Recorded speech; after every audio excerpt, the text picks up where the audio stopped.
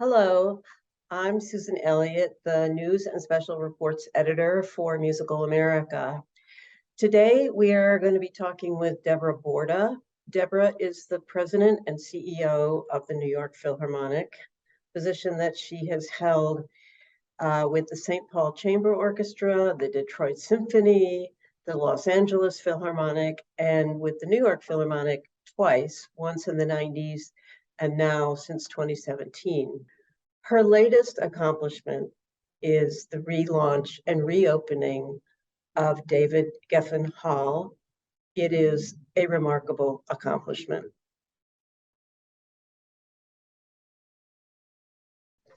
Hello, Deborah. Hi, Susan. How are you?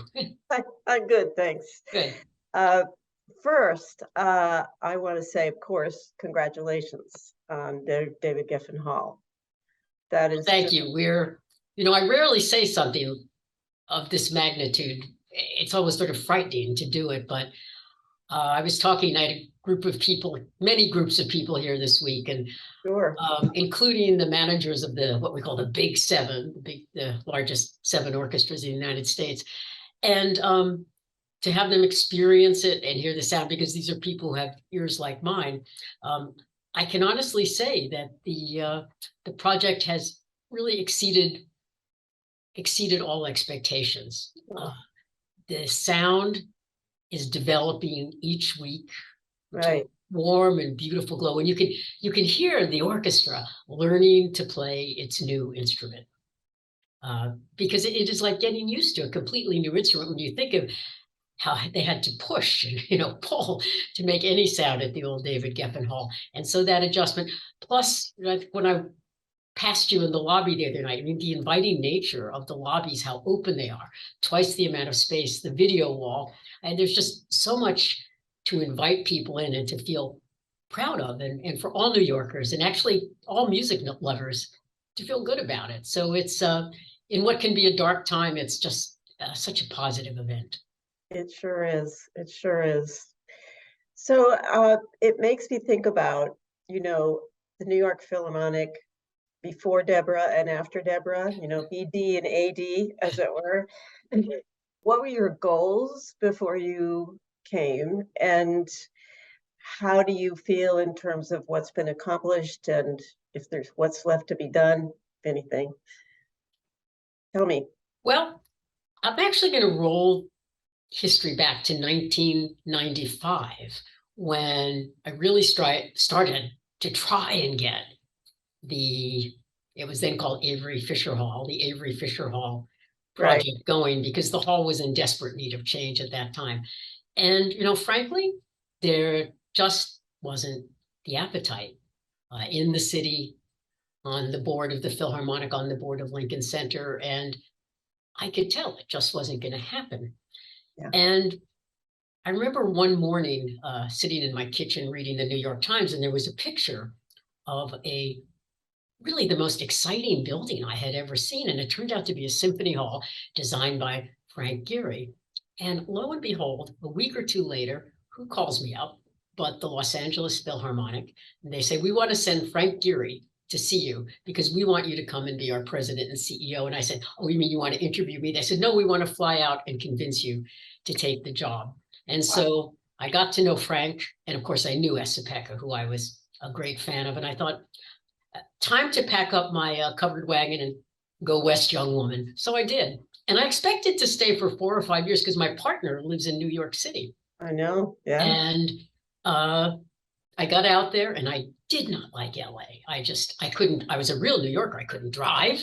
I mean, I didn't know how to turn the car off and on, but eventually I mastered driving. And I fell in love with the place. It was great. The hall was fantastic. The reaction of Angelenos, they're very open, they're very warm, they're very creative. Right. Esa-Pekka, and then the discovery of Gustavo. So it was a happy life and very fulfilling. And I think we really started to reinvent programming during that. We did reinvent programming during that time. We renovated the Hollywood Bowl, which of course was very important. And then I got a call from New York, from the then chairman of the board, Oscar Schaefer. And history repeated itself, but in reverse, because I felt there was really an appetite and the willingness and the vision on both the part of the New York Philharmonic Board and the Lincoln Center Board to really bring this project home.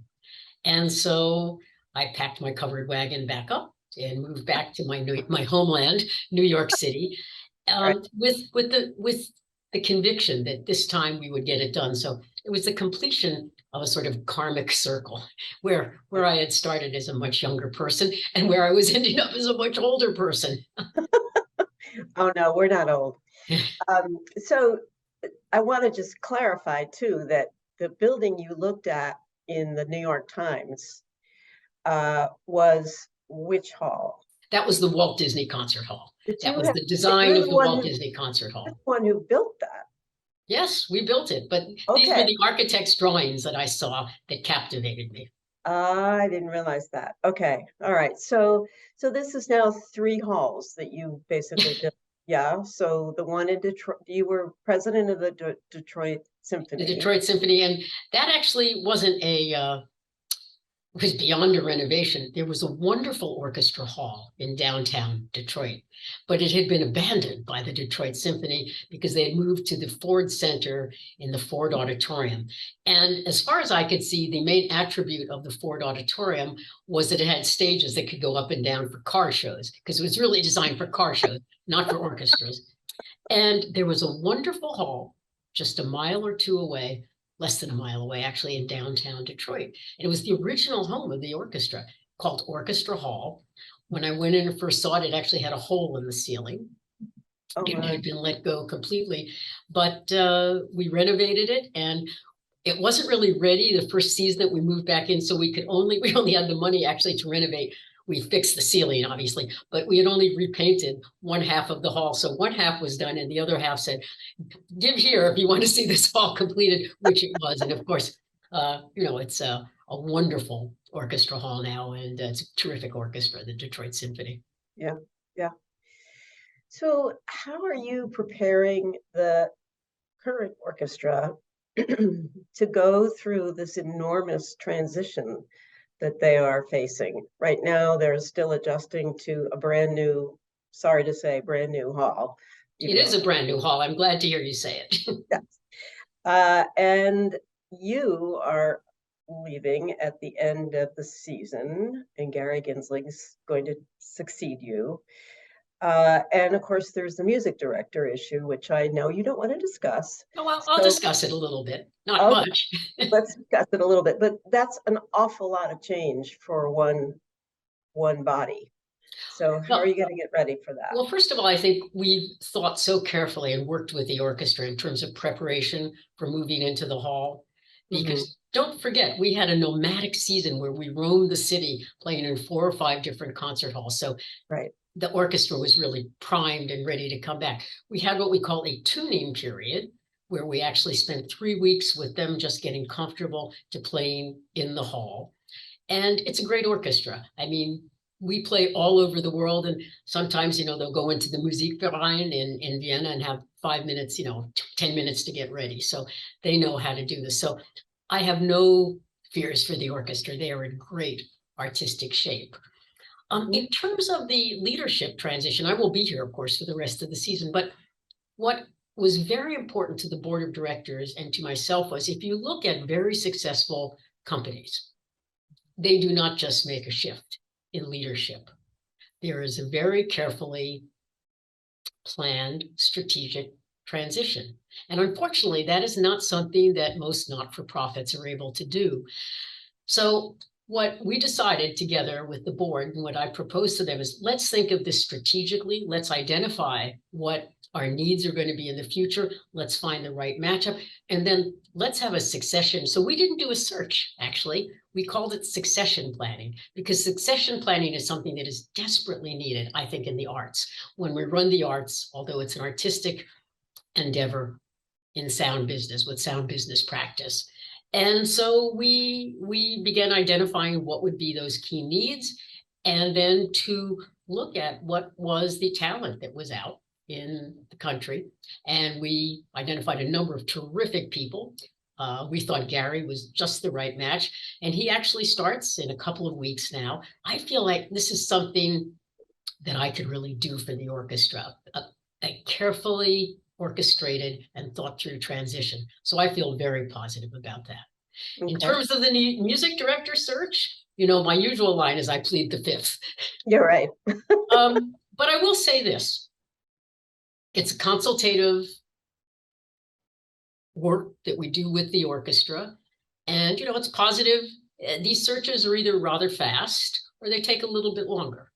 Yeah. So we'll see which way it comes out. We don't know. That brings me to the whole issue of women in the business. And you were the person who basically broke the glass ceiling in top orchestras in the US anyway, as in administration. This started when? In San Francisco? You were That was my first big job. I didn't switch from playing over to administration until my mid-20s. My first job was actually at the Marlborough Music Festival, where I was the assistant scheduling manager. It was sort of a coup de foudre for me. I realized immediately, because I'd been the person in my string quartet who planned the programs, brought the music stands, collected the check. So there was a natural inclination, obviously. Right. And so it went from there. My first big job was at the San Francisco Symphony, where Peter Pastreich took an enormous risk, and I can't believe he did it because I really didn't especially know what I was doing. And I became their artistic administrator, and I worked there for 8 or 9 years and became the general manager. Worked very closely. He was my mentor. Yeah, I had the real advantage of having a mentor. But the interesting thing, Susan, was when the other orchestras, in those days, the pathway to being a president and CEO of an orchestra was you were the number 2, you were the general manager, and then you went to another orchestra, a little bit larger sometimes, or sometimes just about the same. And I started noticing that a number of orchestras would come open, Pittsburgh, orchestras that I should have gone to as the CEO, and I wouldn't even get interviewed. I wouldn't even get interviewed. And it really started to bother me. And I simply couldn't get interviewed. I stayed in my job. I loved my job, and I loved working in San Francisco with Peter. And then one day I finally did get a call from a recruiter, and it was for the St. Paul Chamber Orchestra. And I thought, I wanted to run a symphony orchestra, but it's a terrific artistic group. So I thought, you know what? I'm not going to get another offer. I'm going to have to make my own way. So I took that job, and I had a great couple of years there. It was a lot of fun. And then from there, after a couple of just really pretty, terrible things that happened, one of which I'll tell you about, was that I got offered the Detroit Symphony. Then I went there, and we had, really a terrific number of years. Then from there to New York, to Los Angeles, and then back to New York. But in the midst, and I will tell this story because I now have clearance to tell it, I was offered the job as CEO of the Pittsburgh Symphony. We had interviewed, everything was all set. And the final thing was I had to fly to London to meet Lauren Mizell. So I flew to London, and I was supposed to meet him at the Savoy Cafe at 4:00. The River Cafe, that's what it was called, at 4:00 in the afternoon. I went down and I waited, and he didn't show up. I waited till 6. And finally I went back and I called the chairman of the board and I said, maybe we got the day wrong, but Mr. Mizell didn't appear. So he said, well, let me call you back. And he called back and he said, well, I guess he got confused. Could you go to this address tomorrow? Can you just change the reservation, go back? So I said, okay, of course, we have to do this. And I looked at I'd gone to graduate school in London. I went to the Royal College of Music. So I looked at the address and I thought, this is in a very bizarre part of London. But I looked it up. And in those days, we didn't have GPS. You used London A to Z, or A to Z, as they called it. And so the cab driver took me, and it was in the middle of a warehouse district. And he said, well, I'm not going to let you out here, miss. And I thought, oh my gosh, it's like, something's not right. But suddenly a door opened and a cellist walked out. So I ran in, and it was a rehearsal. It turned out to be a sort of a rehearsal studio out in East London. And so I went in, and Lauren just completely ignored me. So I said, well, Mr. Mizell, I'm Deborah Borda, and I'm here to meet you. And he said, oh, well, come back at intermission. and it was like a rehearsal intermission. So I went to meet him in intermission. I remember he put his feet up on a desk with the light shining in my eyes, and he took out a cigar and he lit it and he said, "Would you care for one?" Ah, I said, "No, thank you." He talked to me for 3 or 4 minutes and he said, "Congratulations. So nice to meet you. I'm sure you're going to have a wonderful career. Thank you very much." And he showed me out of the room. I went back to my hotel room and I called the chairman of the board and I said, I don't think it went too well." And he called me back an hour later. He said, "Well, I don't know how to say this, and I'm really embarrassed. And I hope you haven't spoken to too many people, but um, I guess it's not going to happen." So, so what happens? Here's the next part of it. We talk about the glass ceiling. Women don't go to the glass ceiling. They get the concrete ceiling, because when I went to the Detroit Symphony, the day I got there, they could not meet payroll. And that was the first thing I had to deal with. oh So my gosh. I think women now it's different, but in those times, if you got a chance, you had to scrap for it. And then once you got it, it could be only under the most trying of circumstances. So I am so glad that today, I was just with my colleague, Gail Samuel, who runs the Boston Symphony, and Malia Tourangeau. Now, of course, Pittsburgh now finally has a woman CEO, Right, Jennifer, Kim in Dallas, Jennifer in Atlanta. right. Many terrific people.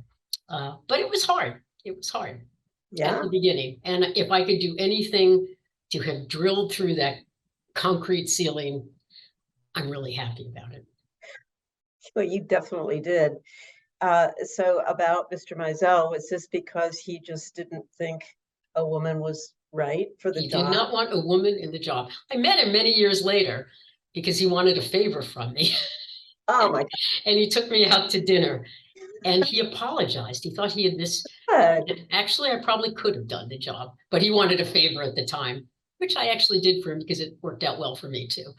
Moving right along, let's talk about what's Deborah going to be doing next. Deborah doesn't know what she's going to be doing next. I am going to be with the Philharmonic, uh, you know, through the next 2 years, as I'm called special advisor to the board, and I'm going to be helping them with two things. One thing that I'm particularly good at. There can never be enough fundraising, so I'm going to be helping with that, and then also, assisting Gary with strategic planning. So that will be part-time. I move out of the office on July the 1st, and Gary is the new, and I'm so delighted that Gary is the new president and CEO. And, different nibbles come from different places, but, I sort of would just like to be free for a little while. I've been in the business and loving it. It's an amazing life since I'm 26. And as you know, Susan, it's not so much a job, it's a lifestyle. It's a way of living. We work in the evenings, we work in the daytime. Our friends are the great artists, our staffs, board members. I mean, in addition to our personal friends, but it's a very encompassing way of life. And It, I've loved almost every minute of it, not every minute, but almost every minute of it. But it's intense. And that's what makes it so great. did you have any thoughts about, I know that you, for a while, you were teaching, you took a semester where you were teaching at the Harvard, the business school. No, actually, I taught at the Kennedy School. I took a Kennedy. sabbatical from the Philharmonic and taught there. And I had a wonderful experience. They would like me, I think, to come back. Uh, I've, I've got a lot to think about. One last question. Do Sure. you feel like we're done at David Geffen Hall besides opening a new fancy restaurant? Is there more? Oh, no, And also, when is the gala? yeah. So in terms of being done, no, I mean, I'm standing to you in sort of semi-finished offices. We put all of our priority into getting the front of the house finished. Right.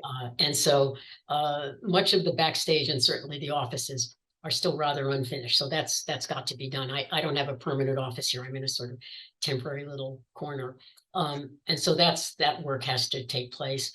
In terms of the front of the house, yes, the restaurant, but there's something more important that we're just getting ready for now, which is the 50-foot Hauser digital wall, which is going to screen concerts. And I just saw the first test runs this week.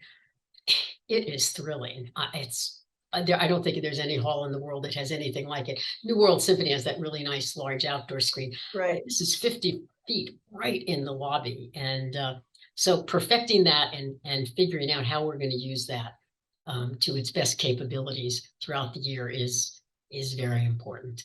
And then the rest, even when we moved into Disney Hall, not even when we moved into Disney Hall, you live in a hall.